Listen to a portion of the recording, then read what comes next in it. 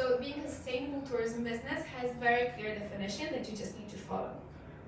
And then these were the like 4 aspects. And then from the business perspective, sustainability takes place on these 3 levels. So first of all, it's regardless whether you're an OTA, a tour operator, an attraction provider, you have all these groups. First of all, you look at your internal operations, about how your office works, your cars, your business travel, your internal events, and how you treat your own staff. Then on the products and suppliers level, who do you work with? What kind of products you list or what kind of products you design? And these are the innovations you can do within this aspect. And the third one, which is sometimes related more to the CSR, is like how we engage with our communities. People who do not directly work with us, people around our office, or people in the destinations that we visit. And also this is about being part of the industry and being an advocate for sustainable tourism in the industry. So this is on the kind of the business perspective.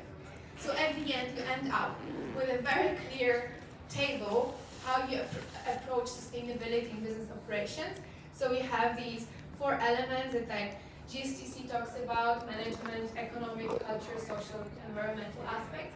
And then you work on these in these 3 aspects of your business: internally, product and supplies, and external communities.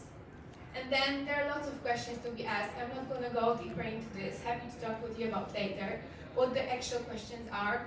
Just an example, when you look at sustainability management, it's really important that you have sustainability as part of your business strategy. It should not be like one department dedicated to sustainability and no one else. It's about integrating it into your core, your goals, and business strategy. When we look at suppliers, it's like, do you have a supplier code of conduct? Do you have any minimum criteria for your suppliers that you choose and work with? In terms of social economic impacts, it's like, do you actually pay your employees a fair wage? Regardless if you're an OTA, a startup, or a tour operator, the question is the same for everyone. And also in terms of creating experiences, what percentage of tourist money stays in the local community? Is it 10%, 20, or maybe 80 as it should be, or 70? So these are different aspects of sustainability from the management point of view. And if you just look at Global Sustainable Tourism Council criteria, you'll be able to figure out and put this into your own table. So from the strategic point of view, this is something definitely that you should be looking at. But I don't want to talk about the theoretical approach that much, or like business strategy. I would like to focus on specific solutions. So the guys who just joined, we chose earlier 3 topics that we're going to discuss, and I'm going to share with you some of my tips and my approach.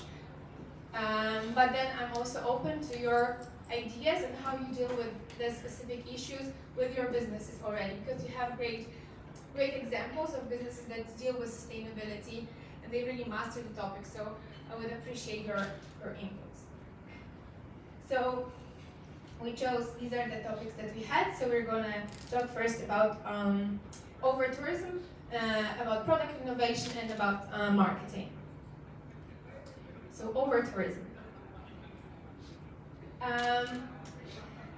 There's actually over-tourism is such thing that like it's becoming like a really buzzword again in the media, but actually doesn't really exist. Apparently for ages we had the same problem, that some areas are really overcrowded. But in the same time we have areas that are completely empty. So there is like the problem of over-tourism is as big as the problem of under-tourism. So Intrepid Group created a tourism density index, showing that there are places and destinations that really suffer from not having enough tourists. And sometimes even in one destination, in one city, like even if you take Venice, or even if you take Bangkok, you have places with lots of people, and then there are areas that are completely empty. So it's not so much of like, oh, we have destinations that are really overcrowded and we should not be sending the people there. It's more like how we split the tours. And Raj was showing in the presentation earlier about developing products that take people from one area to another. So you can actually spread the tourist money in these areas. So that's why we have the same problem for over-tourism and under-tourism. And definitely tourism is good for economical development of places. That's why, yeah. And then, of course, we know it's all about the money, right? Like, we want to earn money. And this is clear for every business. Like, you cannot have a sustainable business which is not earning money, correct? But if so, and you really count, and you think about money, why you keep measuring success in number of passengers, and not your value and money? The paradox of tourism is that we measure success by the number of tourists, and not by the value that these tourists bring in the local communities. So when we talk about sustainable tourism, and looking from the product and sales point of view, start measuring your success in the customer value and not the fax numbers. I think it's a really important mindset, and only when we meet this one, we'll be able to, work and improve in tourism in general. And then the other thing is that you can, having these numbers and money in mind, you can still explore opportunities of having and approaching different target audiences. I think there is a huge opportunity to create products that will be interesting for local tourists, for domestic, for regional tourists. So the environmental impact can be much lower in that case. You can still keep earning money, just creating kind of a new excitement that these places that are around us is as good as those that are on the other side of the globe. So it's about like redefining your sales and product strategy. And then you can create products that are also really cool for your low season, brand your low season. Why it's called low season? Maybe it's the greenest season, maybe it's the most beautiful season, maybe it's the freshest, tastiest, whatever. So it's like being more creative with your marketing. Running special promotions to attract people in these low seasons. And also creating FOMO, like fear of missing out. The thing is that we have this like top bucket list places and attractions, and then when people post, and some people would post it on Instagram, then everyone picks it up, and then apparently it's the most like go-to place. And then everyone is lazy and just keeps promoting the same places. So from our hand, it's really important to create, the hype for new destinations, less popular destinations. So that's the some ideas in terms of how to deal with over-tourism from the product and sales point of view. And then you can, on the tour side, you can create schedule tours outside of peak season hours, and then you can sell them as unique offerings. For example, you can have a breakfast tour, you can have a sunset, or you can, whenever it's like the lower moment of your attraction. For museums, for example, I remember from arrival in Berlin, the guy in Italy, they were creating a low season for the museums in February and offering museums to get married there. Because in February, no one comes to the museum. But they created this amazing offer to get married in a museum, which is quite a unique thing, which is good for the museum. They were repurposing the space, earning money, and attracting the local people to do that.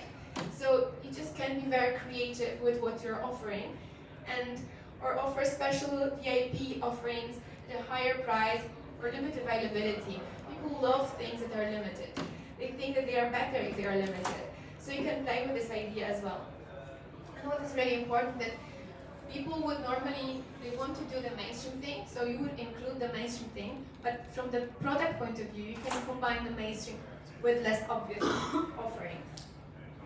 And also use technology to facilitate tourist flows. I mean, in terms of, especially for attractions, there's a lot of technology involved, and that's why I would suggest collaboration with universities and other organizations that deal with it, and we have a great success with tech in terms of tourist facilitation.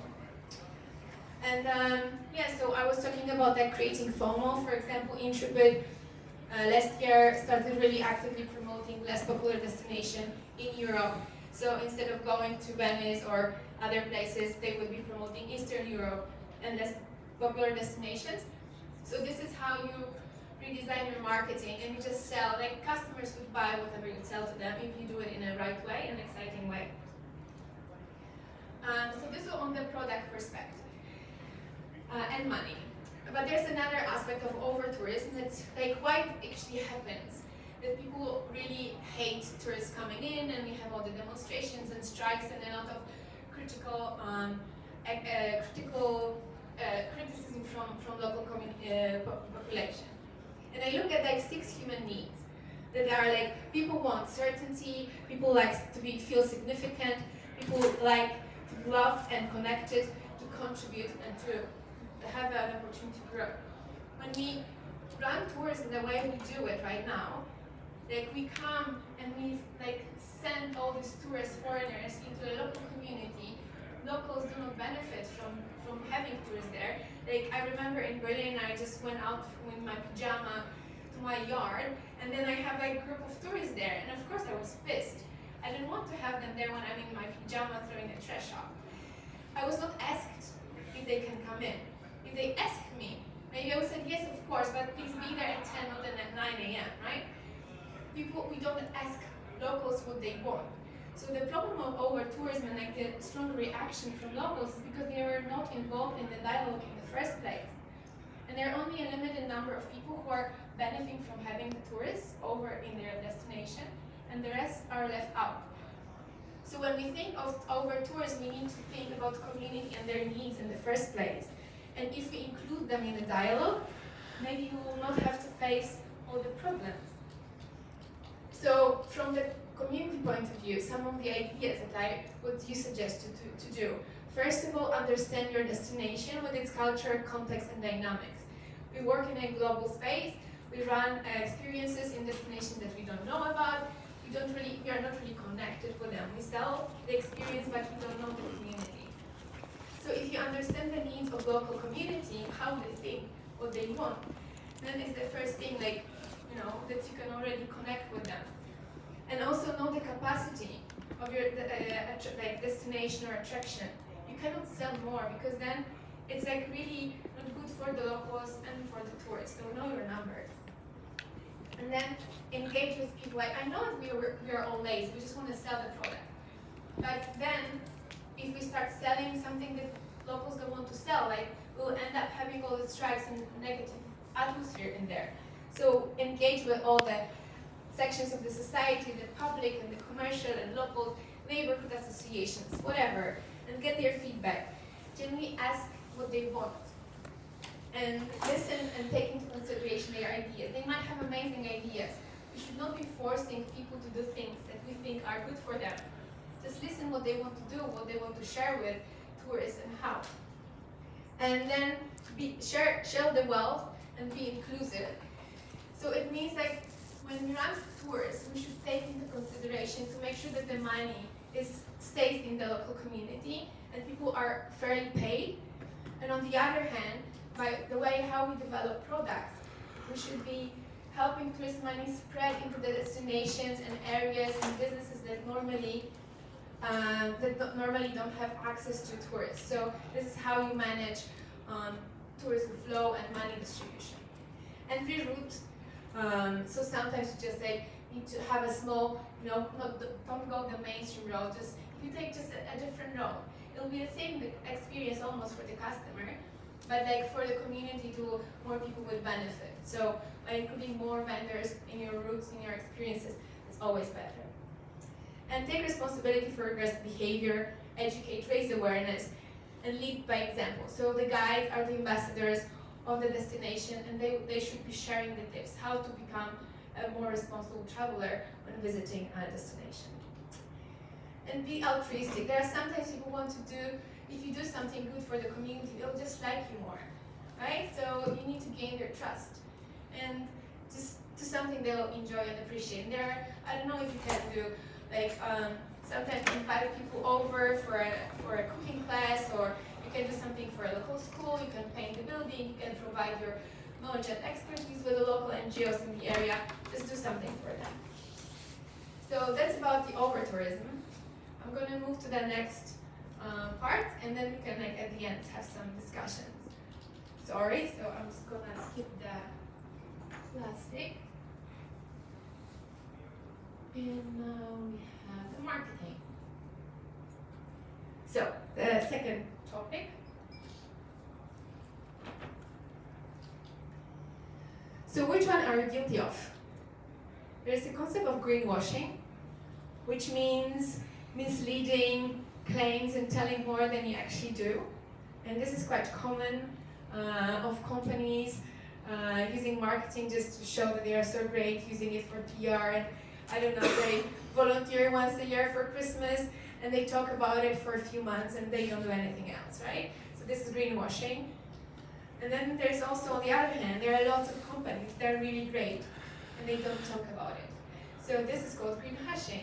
The companies who are truly sustainable, but they just communicate about 30% of what they do. And the problem with both is pretty similar. So of course the greenwashing, the benefits, the good PR, and the greenwashing is that customers don't have expectations, so they won't, expect much from you, so you can, whatever you do, and you don't feel take up about it. But in both cases, it's like dishonesty and misinformation, and we are losing a customer trust in long term.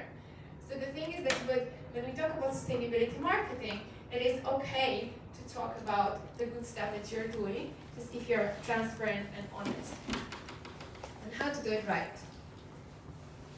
Unfortunately, many companies that turn into sustainability marketing, they first go into messages like, save the planet, let's do it, and we do have carbon offsetting in place, help us save the trees and stuff like that.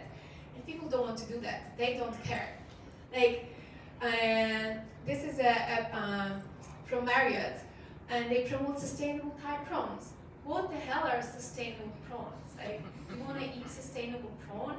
Or like, our local partner actually are putting a new tour and they were trying to sell like sustainable beer. What is sustainable beer? Who's interested in sustainable beer? So we tend to use words that don't mean anything to the customers. And of course then they will not have any impact. Fortunately, in case of Marriott, they also put a better explanation on the second slide, that it's actually about having juicy and sweet local organic food. But the message should be about juicy organic and tasting better, not the sustainable prawn, because it just doesn't make any sense to the customer. So it's like, actually sustainability marketing, rule number 1, don't use the word sustainable, because it doesn't mean anything. So what are the ideas? First of all, explain the benefits for the customer and show how you being sustainable will help their holiday, how it will make their experience better. Be explicit and provide very specific explanation what it means for the customer and why they should feel better about themselves joining you. Use the language they will understand.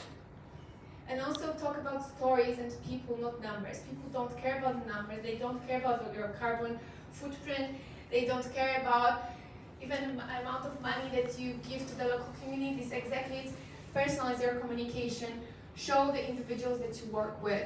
I remember there was a case in the UK, just by placing on they were like measuring quality of breakfast in the restaurant, and just by placing the face of a farmer on the plate and saying, this lady made your breakfast, the reviews of the breakfast rose by 30%. They didn't change the menu, they didn't change anything, they just put a face of a person. People want to connect on a personal level. So let your employees and community members share their stories. And this is what will affect people, not numbers. And then be genuine and honest. So definitely be proud of yourself and celebrate your wins, but also like measure your actions and talk about the impact, not outcomes. So it's not about how much money you spend on training your employees. Just share how many employees or people you work with got a job afterwards, or like what is the actual impact of what you've done. And be honest. So like we all know sustainability is a work in progress. We are not perfect, none of us is. So be honest about the things that we're doing well, but also tell about things that you're not doing very well and show how you're gonna improve.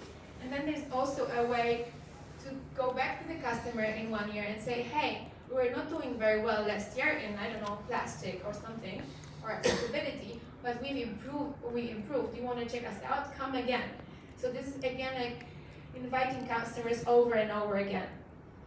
So, and also what is really important, let the guests know how they can help. People want to help, they don't know how. I don't know any tourist that want to do harm. No one. They just don't realize, and also they don't know how to help. So let them know, okay, you're raising money for this, let them know. How you would like them to change their behavior, let them know. And they'll be most probably on the board.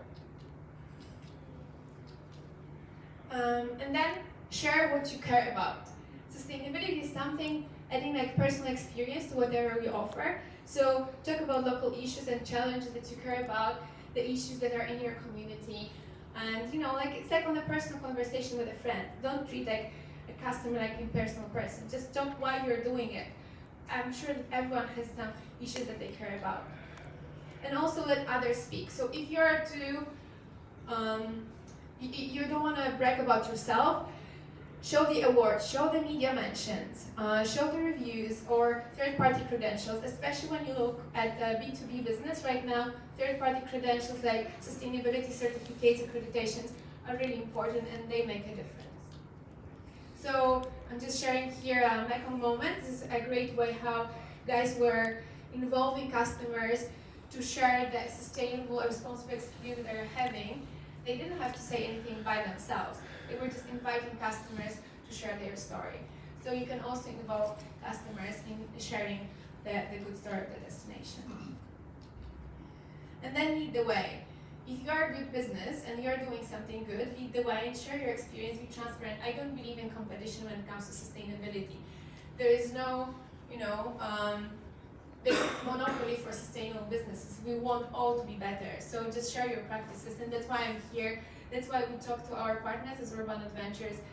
I'm going afterwards to run a sustainability training at TripAdvisor to share our practices with their office as part of like sharing the sustainability wisdom. So, and by sharing your story, you'll also expose the fakers. So that's good for everyone. So these are my 6 tips to communicating sustainability right. Explaining the benefits, focusing on stories and personalization of your communication, being honest, sharing what you honestly care about, letting others speak, and leading the way. So that's about the marketing. And then the last topic we wanted to discuss is about product innovation. So when you look at the product development point of view, like not only sustainability, you can either look at the market penetration or new product development and product diversification. So this is like a general product development strategy. So what it means from the sustainability point of view.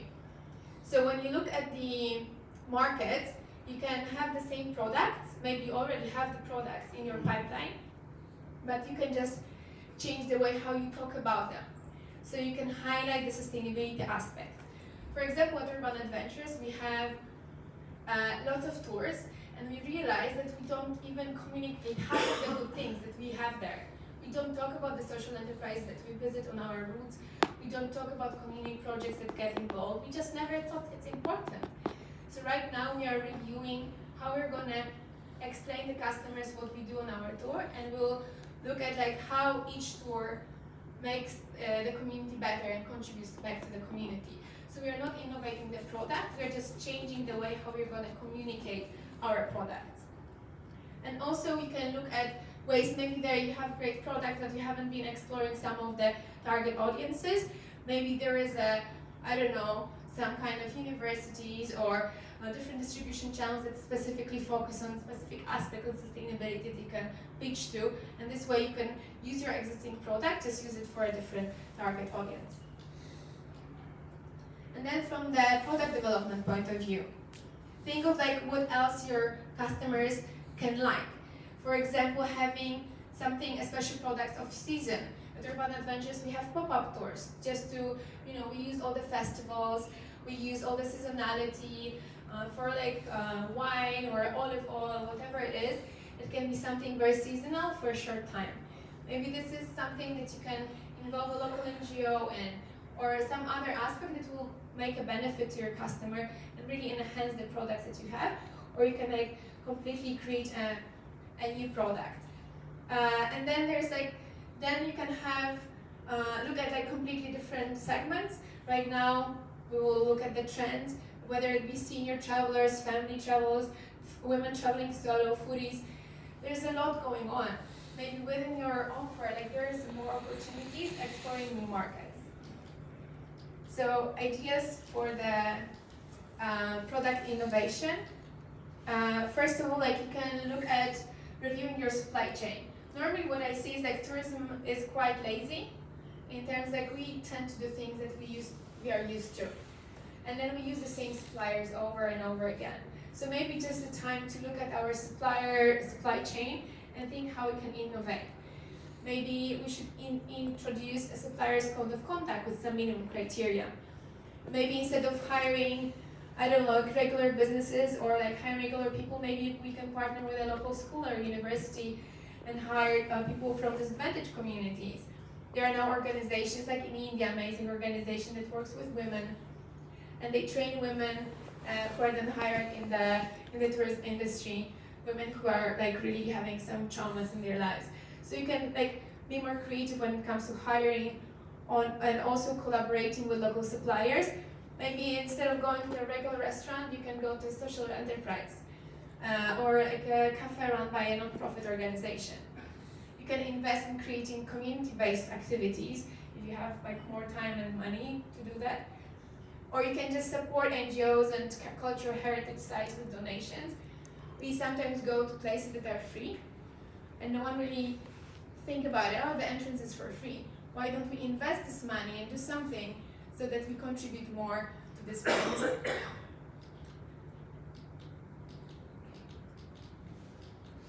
And then here are like several, here are several trends that are like tourism trends, and they are directly connected with sustainability. So the whole market is changing, especially in the European market. These are like existing tourism trends, and they are like all explanation, like there's sustainability part included. So you can think about like creating new products related to wellness, everything that's like healthy and sporty. Even mass tour operators like TUI, which is the biggest tour operator in the world, mainly for the European market, they even started zero waste and 0 kilometer food tours because the mass market is expecting this and people want to eat healthy, they want to eat directly from the garden. Then you have like low season, people don't want to travel with the crowd, so you can explore this. Roads less traveled, destinations that are less popular, solo female, multi-generation and seniors. The thing is that we have an aging society, which affects that we need to be ready for disabled customers, but in general also for the families and the kids and the disabled customers all together. Learning and know-how, business and leisure, DNA tourism. Actually, Momondo, I think a few years ago, started a really great campaign on talking about DNA, and then people wanted to check it and they are going to explore their roots. So there's a lot of opportunity there.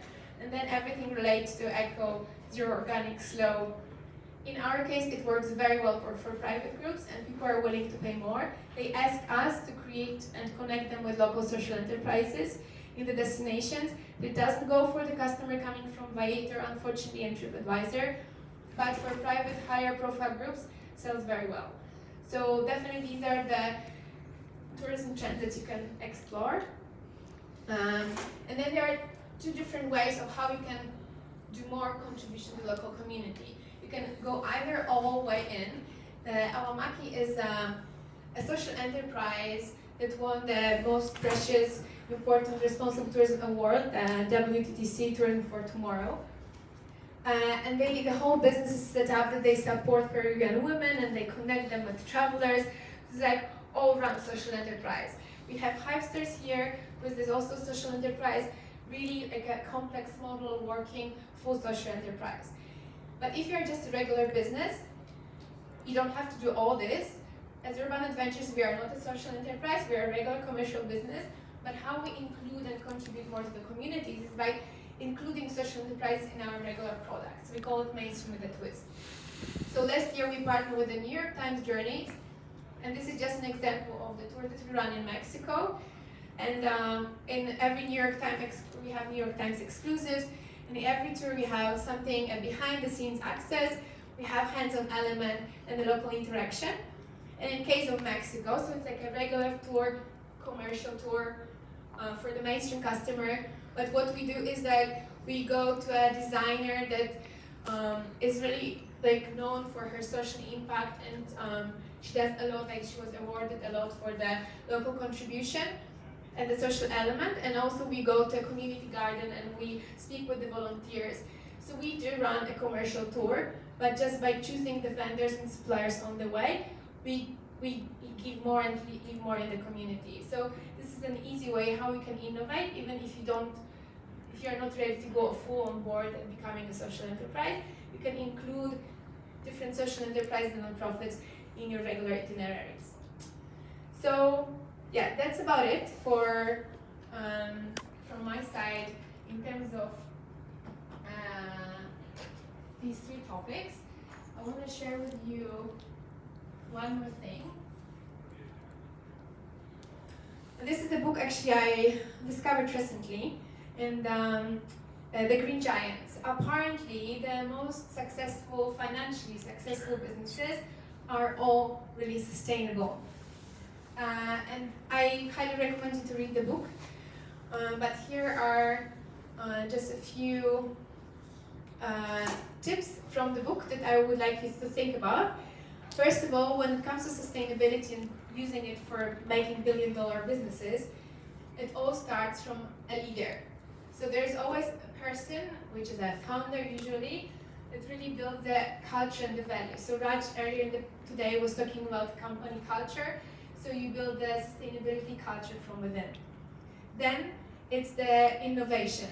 So it's not about like adding a CSR project volunteer or like one product out there somewhere to add to and say I'm a sustainable business. It's about how you integrate sustainability in the core of you do. It's not like, you know, a different version of a product. It's like a different product. It's like actually innovating the product and the company within.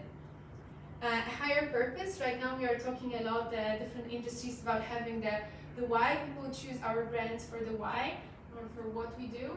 So having a higher purpose, why actually your business is doing what it's doing.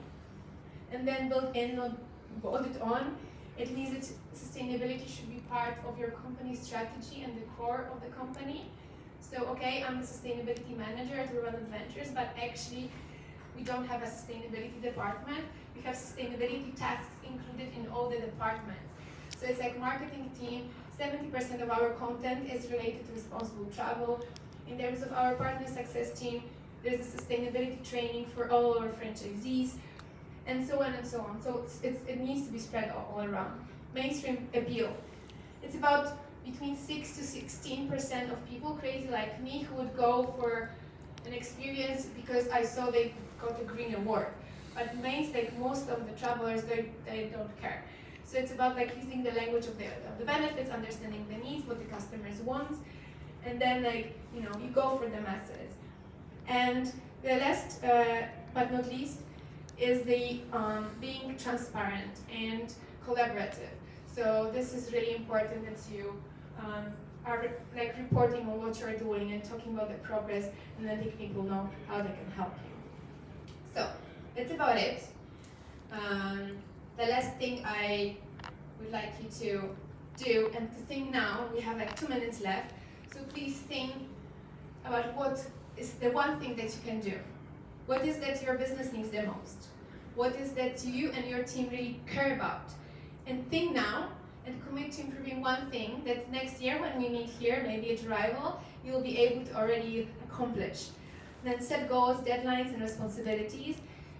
Measure your progress and impact. Also think of like financial return on investment. Evaluate the learning, celebrate, and then repeat. You don't have to do all this. Maybe you can just reduce plastic. Maybe you can introduce one product that's accessible. Maybe you can just change one product and reroute it and go to communities that normally you don't go to. Just do one thing, and it will be really good enough. So this is how I'd like to finish for today.